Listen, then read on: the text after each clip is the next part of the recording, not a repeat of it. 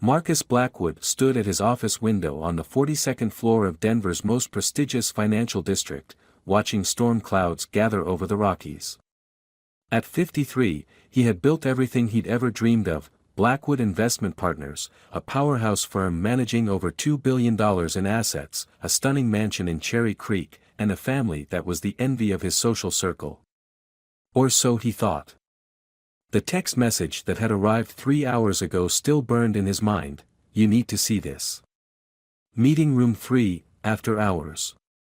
James Chen had been his head of security for 15 years, a man who never sent unnecessary messages. Marcus's stomach churned as he remembered the surveillance footage James had shown him. The camera feed showed his wife, Catherine, entering the Brown Palace Hotel at 2:15 p.m. on Tuesday. She wasn't alone. The man with her was Richard Sullivan, Marcus's oldest friend and business partner. They disappeared into the elevator together, emerging 3 hours later, Catherine smoothing her designer dress, Richard adjusting his tie. "There's more," James had said quietly, sliding a manila envelope across the table. "Financial records, phone logs, hotel receipts going back 18 months.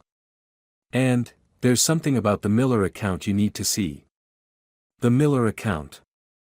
Their biggest client, worth $400 million in managed assets.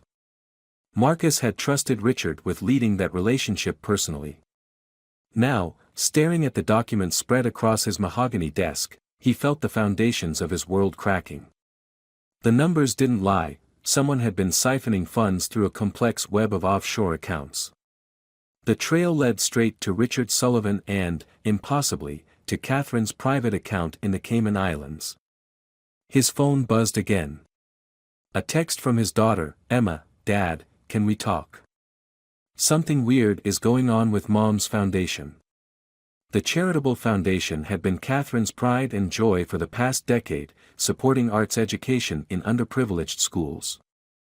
Marcus had never questioned the finances, trusting his wife completely. "Come to the office," he texted back, his hands shaking slightly. He needed allies now more than ever, and Emma, with her sharp mind and Harvard MBA, was the only person he could trust completely. The intercom crackled. "Mr. Blackwood? Mrs. Blackwood is here to see you." Marcus straightened his tie, a habit from 30 years of corporate warfare. "Send her in." His voice was steady, betraying none of the turmoil beneath. Catherine glided in, elegant as always in her Chanel suit, her silver-streaked dark hair perfectly styled. At 51, she still turned heads at every charity gala. "Darling, I thought we could have dinner at Barolo tonight. The Hendersons invited us to join them." Marcus studied his wife of 28 years, searching for signs of the stranger she'd become. How many dinners had she scheduled to maintain appearances while systematically destroying everything they'd built? "Actually," he said carefully, "I need to review some foundation documents with Emma this evening. Something about irregularities in the quarterly reports." For a fraction of a second, Catherine's perfect composure cracked. Fear flickered in her eyes before being replaced by her social smile. "Oh. I'm sure it's nothing serious. I can have my assistant send over the records tomorrow." "No need. Emma's already bringing them." Marcus turned back to the window, unable to look at her without revealing what he knew. "We'll handle it. Marcus." Catherine's voice held a note he'd never heard before. "Is everything all right?" The storm outside had reached the city, fat raindrops beginning to streak the vast windows. "Perfect," he replied. "Everything's perfect." After Catherine left, Marcus opened his desk drawer and removed an old photograph. Their wedding day, 28 years ago. Richard stood beside him as best man, both of them young and drunk on dreams of conquest. Catherine was radiant in white, her bouquet of red roses matching her lipstick. They looked happy. They had been happy. The door opened again, and Emma strode in, her face pale but determined. At 26, she was the perfect blend of her parents, Catherine's beauty and Marcus's steel. She carried a laptop and a thick folder. "Dad," she said without preamble, "you need to see this. The foundation's numbers don't add up. And there's something else, Uncle Richard's been meeting with the Millers without logging it in the client system. I think they're planning something big." Marcus gestured to the chair across from his desk. "Close the door, Emma. We need to talk about your mother." Outside, lightning split the darkening sky, illuminating father and daughter as they began to unravel the web of lies that had ensnared their family. Neither of them noticed the small red light blinking on Marcus's desk phone, indicating that someone was listening to every word. In her car, Catherine's hands trembled as she pressed end on her phone's recording app. She had always known this day might come. Now she had to decide, would she destroy everything to save herself, or were there darker secrets that had to stay buried, no matter the cost? Catherine's hands stayed steady as she applied her evening makeup, decades of practice allowing her to maintain perfect composure even as her world teetered on the edge of collapse. The recording from Marcus's office played through her mind on endless loop. Emma's voice, so much like her own at that age, filled with determination and righteousness. If only they knew. She studied her reflection in the antique vanity mirror, a wedding gift from Marcus. The sophisticated woman staring back bore little resemblance to the scared young artist who'd married Denver's rising financial star all those years ago. That girl had believed in fairy tales. This woman knew better. Her phone buzzed, "Richard." She let it go to voicemail. He'd been getting sloppy, emotional. The hotel rendezvous had been his idea, a foolish risk driven by what he claimed was love. Catherine knew better. In her experience, men like Richard didn't fall in love, they saw opportunities. The foundation paperwork Emma had discovered was more concerning. Catherine had been careful, building her safety net piece by piece over years, but she hadn't counted on her daughter's inherited talent for following money trails. The truth about the foundation would destroy them all, Marcus, Emma, Richard, and most importantly, the thousands of students who depended on its programs. Mrs. Blackwood. Maria, their housekeeper of 20 years, appeared in the doorway. "Mr. Sullivan is at the service entrance. He says it's urgent."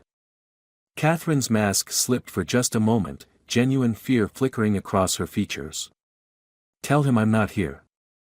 He knows you're home, Senora. He seems, not himself." Catherine stood, smoothing her silk blouse. "Very well. I'll meet him in the garden house." The small Victorian structure had been her art studio once, before Marcus convinced her that running the foundation was a more suitable occupation for his wife. Richard was pacing when she entered, his usual polished appearance disheveled. "They know, Kate. Marcus had me followed. The Miller account, the hotels, everything." "Calm down," Catherine said quietly, closing the door. "You're letting fear cloud your judgment." "Again. Cloud my judgment. They have proof of embezzlement. Marcus will destroy me, and you know it. I need to move the rest of the money now, before Dash. You're not touching those accounts." Catherine's voice carried the same steel that had allowed her to survive in Marcus's world for nearly 3 decades. "That money is protecting something far more important than your retirement plan. More important. We had a deal, Kate. Everything we did, all the risks, it was for us. Our future." Catherine smiled sadly. "You still don't understand. There never was an U.S., Richard. There was only ever the mission." Richard stared at her, realization slowly dawning. "The foundation. The art programs. They're not just charity, are they? What have you been using me for?" "Protection," she said simply. "The same thing I've been using Marcus for since the day I met him. The same thing I've been using everyone for. You manipulative bitch." Richard stepped toward her, hands clenching. "I loved you. I betrayed my best friend for you." "No, Richard. You betrayed him for money and ego, the same reasons you've betrayed everyone in your life. She held up her phone, showing him the screen. Including the Millers. Did you really think I wouldn't find out about your private meetings? About your plan to take control of the firm? Richard lunged forward, but Catherine was faster. The taser she'd carried for 20 years appeared in her hand. Don't, she said softly. You've already lost everything. Don't add assault to the charges. Charges? Richard laughed bitterly. You're going down with me, Kate. Everything leads back to your accounts too. No, she replied. It doesn't. Check those accounts you're so worried about. While you were busy meeting the Millers, trying to orchestrate your little coup, I was busy too. The money's gone. All of it. And with it, every trace of what we've both been doing. Richard's face went white. Gone. That's impossible. I checked this morning. Amazing what the right software can do. The accounts are empty, the records altered. The only evidence left points directly to you, my love. A desperate man, embezzling from his oldest friend, using his lover's foundation as a cover. You can't do this to me. Richard's voice cracked. I know things, Kate. About the foundation's real purpose. About what happened in Chicago before you met Marcus. Catherine's smile never wavered. Tell them. Tell them everything. Who would believe you now? A thief and a traitor, trying to smear an innocent woman's reputation to save himself? The garden house door opened. James Chen stood there, his expression professionally blank. Mrs. Blackwood. Mr. Blackwood is asking for you.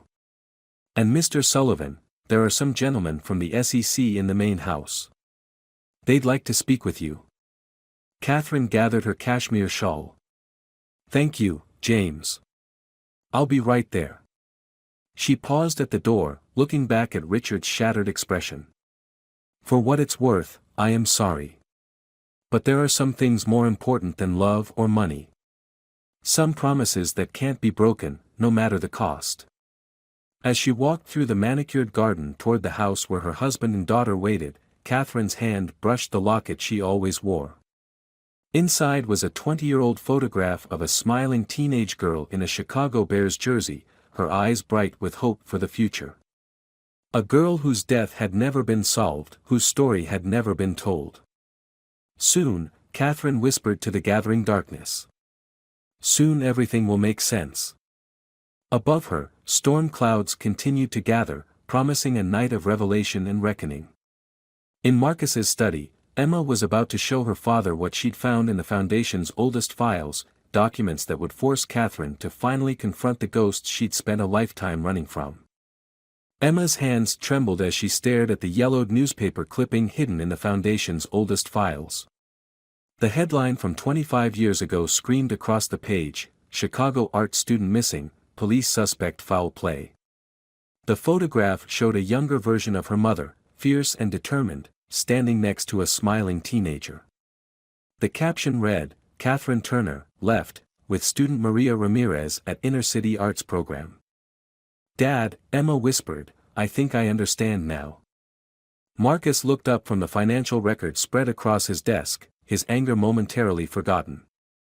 In all his years of marriage, Catherine had never spoken of her time teaching art in Chicago before they met. Now, looking at his daughter's pale face, he felt the ground shift beneath him once again. Maria Ramirez disappeared 3 days after this photo was taken, Emma continued, her voice steady despite her shaking hands. The police investigation went nowhere. But look at this. She pulled up another document on her laptop. Every year since then, the Foundation has provided full scholarships to girls from similar backgrounds. And there's more, a network of safe houses, counseling services, all hidden in the accounting as arts education programs. The door opened, and Catherine stood there, still elegant but somehow different. Smaller, perhaps. More human. I wondered when you'd find Maria, she said quietly. Mom. Emma started, but Catherine held up her hand. Let me tell it. Please. She moved to the window, where the storm still raged against the glass. I was 26, teaching art in Chicago's worst neighborhoods. Maria was my star student. Brilliant, talented, with dreams bigger than the world that tried to contain her. She told me about the man who was hurting her, a powerful man, someone above the law. I tried to help her escape. Catherine's voice cracked. I failed. Marcus stood, his anger warring with concern. Catherine, what are you saying? The police wouldn't help.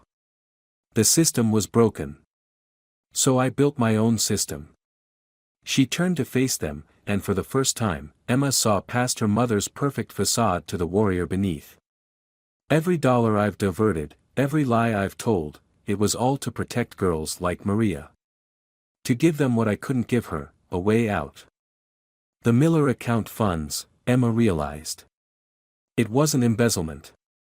It was a rescue network, Catherine finished. Richard discovered it by accident. He thought he could use it to blackmail me, to force me into helping him take over the firm. He never understood what he'd stumbled into. Marcus sank back into his chair. All these years, why didn't you tell me? Because I needed the foundation to appear legitimate. Because powerful men like Maria's abuser are still out there, watching.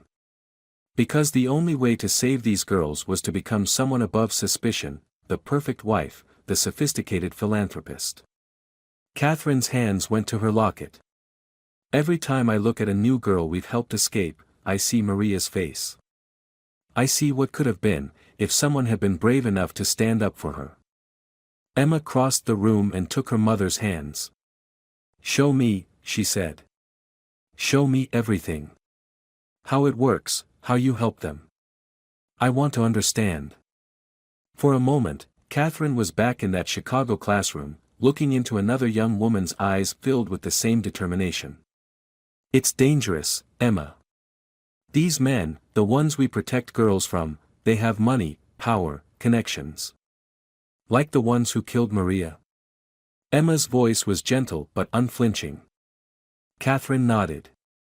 They thought killing her would silence us all. Instead, it gave birth to something they never expected, a network of survivors, each one committed to helping others escape. The art programs are real, but they're also our cover, our way of identifying girls at risk and offering them a lifeline. Marcus stood slowly, decades of business instincts warring with the revelation of his wife's secret crusade. The offshore accounts, the hotel meetings, it wasn't an affair at all, was it? You were coordinating something else. Safe houses, Catherine confirmed. Richard's international connections made him useful. He thought he was helping me hide money from you. In reality, he was helping us move girls across borders, giving them new identities, new chances at life. When he discovered the truth, he tried to use it for his own gain. That's when I knew I had to end it. The storm outside had begun to ease, but a new tension filled the room. Emma's laptop chimed with an incoming email. Her face went white as she read it. Mom, she said urgently, it's from Maria's old email address. But that's impossible, unless... Catherine moved to look at the screen, her carefully constructed world tilting on its axis. The message contained just 4 words. They found me. Help her. Attached was a photograph of a teenage girl who could have been Maria's twin, wearing the same defiant expression that had haunted Catherine's dreams for 25 years. The timestamp showed it had been taken 3 hours ago. Her daughter, Catherine breathed. Maria had a daughter. In the distance, thunder rolled across the city, a reminder that some storms never truly end. They just wait, gathering strength, until the moment comes to break open the sky once again. The photograph of Maria's daughter glowed on Emma's laptop screen, a ghost made flesh. Catherine's hands hovered over the keyboard, trembling not with fear but with a fierce, protective rage she hadn't felt since that terrible night in Chicago. The girl's eyes held the same fire as her mother's, and the same desperate need for sanctuary. Her name is Lucia, Catherine said softly, reading through the encrypted files attached to the email. She's 16. Maria. Her voice caught. Maria managed to hide her, to give her a normal life, until now. Marcus watched his wife transform before his eyes, seeing for the first time the warrior beneath the society matron's careful mask. "What do you need?" he asked simply. Catherine looked up, surprise flickering across her face. In all their years of marriage, she had carried this burden alone, protecting him from the darkness of her work. Now, seeing the understanding in his eyes, she felt something long broken begin to heal. "The safe house in Boulder," she said. "It's ready, but we need to move fast. If they've found Lucia, they'll try to use her to flush Maria out of hiding." Emma was already moving, her fingers flying over her phone. "I'm calling James. He can have the security team dash." "No." Catherine's voice was firm. "The regular channels aren't safe. Not for this." Maria wouldn't have reached out unless. She paused, a new fear dawning. Unless they've already infiltrated the network. The implications hit Emma like a physical blow. "Richard," she breathed. That's why he was meeting with the Millers. He wasn't just trying to take over the firm, he was selling information about the Foundation's activities. Catherine nodded grimly. "The Millers aren't just clients. Thomas Miller sits on the board of several international corporations. Companies that have fought every attempt to investigate trafficking in their supply chains. Companies that would pay very well to shut down a network that helps girls escape." Marcus stood, decision made. "Tell me what to do." For a moment, Catherine saw him as she had 28 years ago, the young financier who'd walked into her Chicago art gallery, more interested in her paintings of broken cityscapes than in the wealthy artists she was supposed to be featuring. He'd loved her strength then, even if he hadn't fully understood its source. "I need you to be visible," she said. "Host the dinner with the Hendersons. Keep up appearances. Emma and I will handle Lucia." "Mom," Emma interjected, studying the encrypted files. "There's more." Maria's included documentation, photographs, recordings, bank records. Evidence against the men who tried to silence her. Who've been silencing others for decades. Catherine's hand went to her locket, where Maria's teenage smile remained forever frozen in time. She was gathering proof, all these years. Building a case while staying hidden. Pride and grief warred in her voice. "Just like I taught her."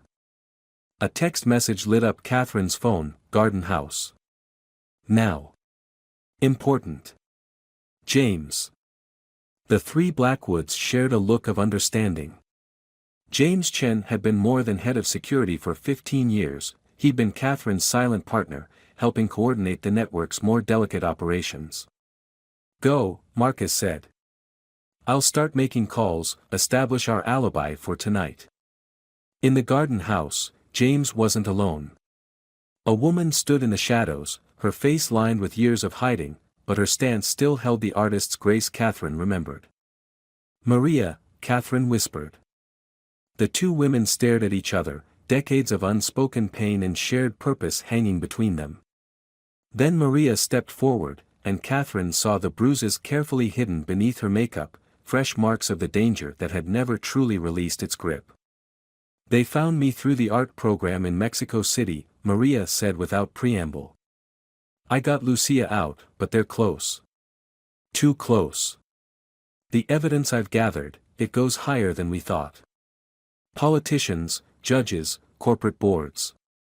The Miller connection," Emma breathed, pieces clicking into place. Maria's eyes snapped to Emma's face, recognition flickering. "You look like your mother did, when she was teaching us." "Same fire." "The evidence," Catherine pressed gently. "Where is it?" "Scattered. Hidden. Dead drops in 5 cities." Maria's smile was fierce. "I learn from the best. But Lucia has the key, a sequence of paintings I taught her, landscapes that hold the coordinates. If they get to her before she can pass on the information. They won't, Emma said with quiet certainty. She turned to her mother. This is what the foundation was truly built for, isn't it? Not just rescuing girls, but building the case to expose the entire system. Catherine nodded. Maria was the first, but not the last. Each girl we saved added another piece to the puzzle.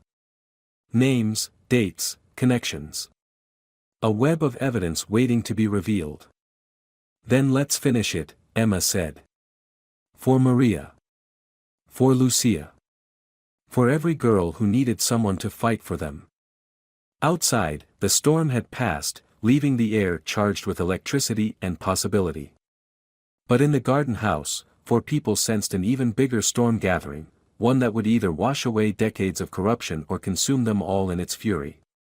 Maria's phone buzzed, a message from Lucia. The girl had reached the first safe house, but she wasn't alone. Someone was following her, someone who knew the Foundation's protocols far too well. Richard, Catherine said grimly. He's making his move. But for the first time in 25 years, she didn't feel the crushing weight of solitude in her mission. Looking at her daughter's determined face, her husband's unwavering support, and Maria's resilient spirit, Catherine knew, the time for shadows and silence was over. The storm was coming. And this time, they would face it together. The safe house in Boulder was exactly as Catherine remembered, a modest craftsman home nestled against the foothills, its garden overgrown with healing herbs and wildflowers. As she and Emma pulled into the driveway, Catherine noticed fresh paint on the porch swing where so many survivors had sat, finding their voices in the mountain air. Lucia's paintings, Emma said softly, studying the photos on her secured tablet. They're not just coordinates, they're her story. Look.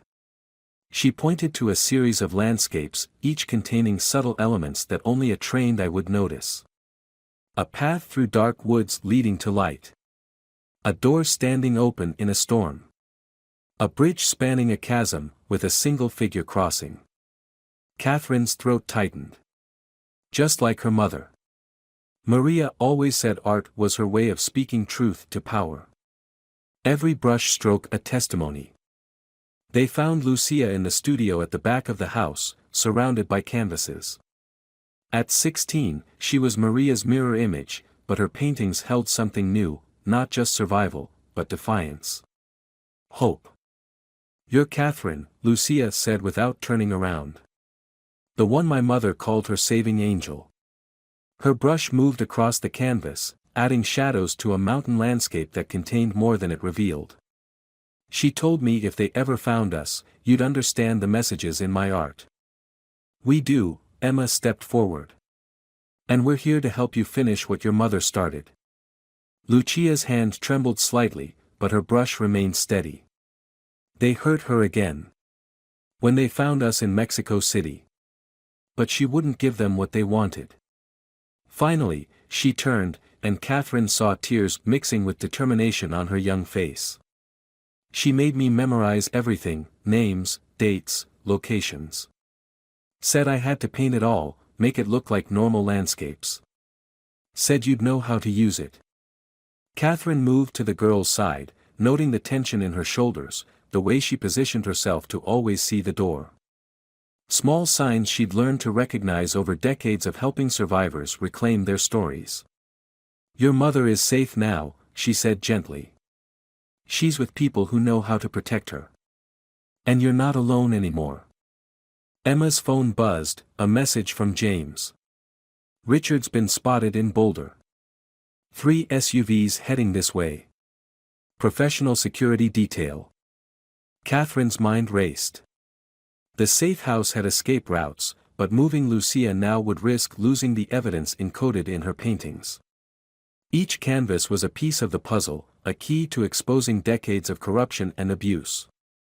There's something else, Lucia said quietly.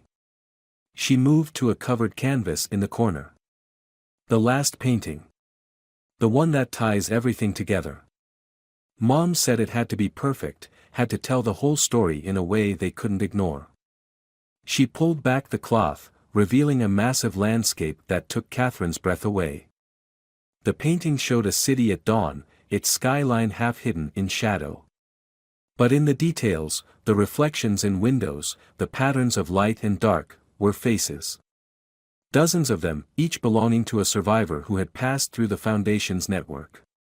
And at the center, subtly worked into the architecture, was a familiar building, the Miller Corporation's headquarters. The Miller connection goes back to Chicago, Lucia explained, her voice steady despite her trembling hands. To my mother's time. They didn't just enable trafficking, they built their empire on it. This painting, it's not just evidence. It's testimony. Every survivor's story, hidden in plain sight. Emma's tactical mind engaged. We can't move all the paintings before Richard arrives. But we don't have to. She pulled out her phone, quickly photographing each canvas from multiple angles. The FBI task force I've been quietly feeding information. They're waiting for exactly this kind of documentation. One call, and dash. A security alert flashed on her phone. Multiple vehicles entering the property. Catherine moved with practiced efficiency, grabbing the emergency go bags she'd prepared for exactly this scenario. But Lucia stood firm before her final painting, picking up her brush again. I need 5 minutes, she said with quiet determination. To finish the light breaking through the clouds. Mom always said that was the most important part, showing that even in the darkest places, light finds a way through. Catherine saw Maria in every line of her daughter's stance, the same unbreakable spirit that had survived Chicago, that had spent decades gathering evidence while raising her daughter to be both artist and warrior. They can't silence us anymore, Emma said, taking position by the window while sending a rapid series of encrypted messages. Every painting you've created is already being uploaded to secure servers. Your mother's testimony, your art, it's all protected now. Outside, car doors slammed. Richard's voice carried across the garden, issuing orders to his security team. But in the studio, Lucia's brush moved with calm purpose, adding the final strokes of light breaking through storm clouds. Catherine watched the young artist work, remembering another girl in a Chicago classroom who had taught her that sometimes the greatest act of resistance was simply refusing to let darkness have the final word. Now, as 3 generations of women stood together in the fading afternoon light, she understood that healing wasn't just about escaping the past, it was about transforming it into a bridge toward justice. The studio door opened. Maria stood there, James Chen at her side, both of them ready for whatever came next. It's time, Maria said softly to her daughter. Show them what truth looks like in the light.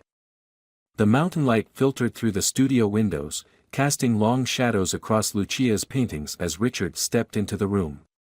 He faltered at the sight before him, 4 women standing united, their faces illuminated by the same quiet strength he had once mistaken for weakness. It's over, Richard, Catherine said softly. Not with anger or triumph, but with a gentle finality that spoke of endings and beginnings intertwined. The evidence isn't just in these paintings. It's in the hearts and memories of every survivor we've helped. Every story you tried to silence has become a voice for justice. Richard's carefully constructed facade cracked. You don't understand what you're doing. The Millers, their connections, they'll destroy everything. Not just the foundation, but everyone connected to it.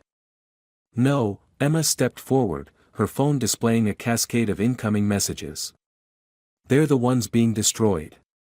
Right now, every major news outlet is receiving detailed documentation of the Miller Corporation's decades-long involvement in human trafficking. Bank records, witness testimonies, surveillance footage, all authenticated and impossible to dismiss. Maria moved to stand beside her daughter, one hand resting protectively on Lucia's shoulder. Did you think we didn't notice you following us in Mexico City? Every move you made helped us map their network. Every betrayal brought us closer to this moment. Through the windows, they could see James Chen coordinating with FBI agents who had materialized around the property. Richard's private security team was already being detained, their weapons confiscated. "You were never just my mother's student, were you?" Emma asked Maria, understanding dawning in her eyes. "The art programs, the foundation, it was all built around your testimony. Your survival." Maria's smile held decades of patient determination. "Catherine gave me more than shelter when I escaped. She gave me purpose. Every girl we saved became part of something larger, a tapestry of truth that could never be unraveled." Lucia's final painting seemed to pulse with life in the changing light. The dawn she had captured breaking through storm clouds wasn't just meteorological, it was the dawn of recognition, of justice long delayed but finally emerging.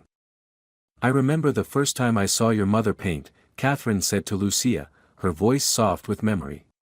"She used colors like weapons and light like a shield. But you've painted hope itself.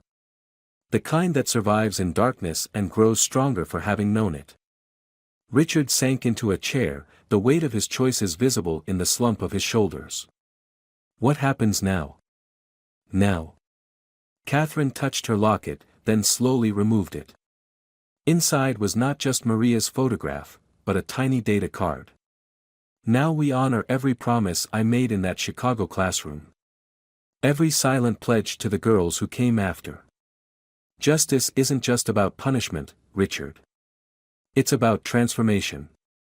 Emma had moved to the windows, watching the sunrise paint the mountains in shades of possibility. "The Foundation's real work is just beginning.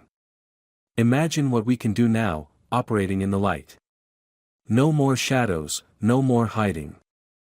Federal agents entered the studio, led by a woman whose bearing spoke of her own history with the Foundation's network.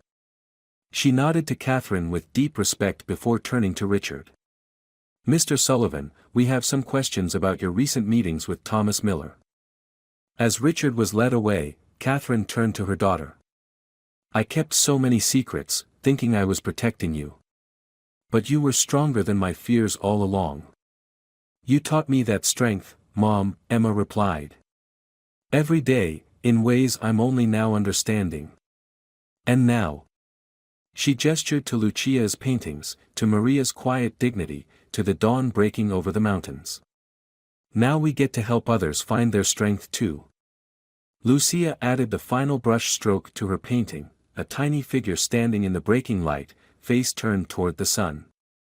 "My mother always said art was how we tell the stories that words can't carry. That every painting is a door, and hope is the key that opens it." Maria wrapped her arms around her daughter, tears flowing freely now. "And love is the light that shows us the way through."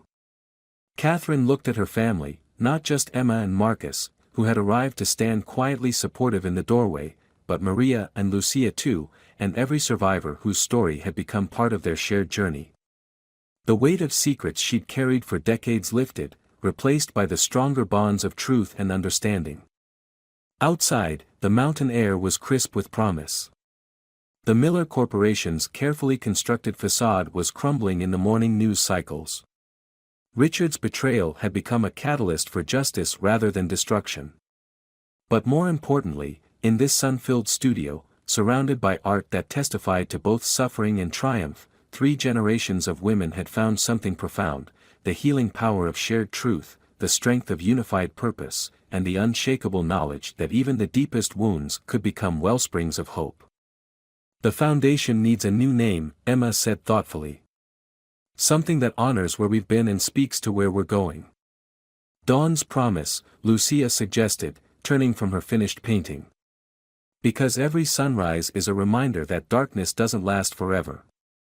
Catherine looked at the young artist, seeing in her the same fire that had drawn her to Maria all those years ago in Chicago. "Dawn's Promise," she agreed. "A new beginning, built on every story we've carried, every truth we've protected, every heart we've helped heal."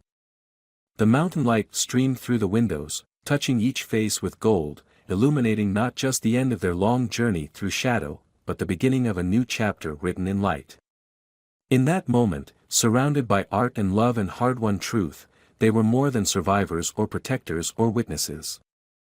They were dawn's promise made flesh, the living proof that light always finds a way through, and that the greatest masterpieces are painted not just with color and form, but with courage, compassion, and the unshakable belief in the power of healing hearts joined in common purpose.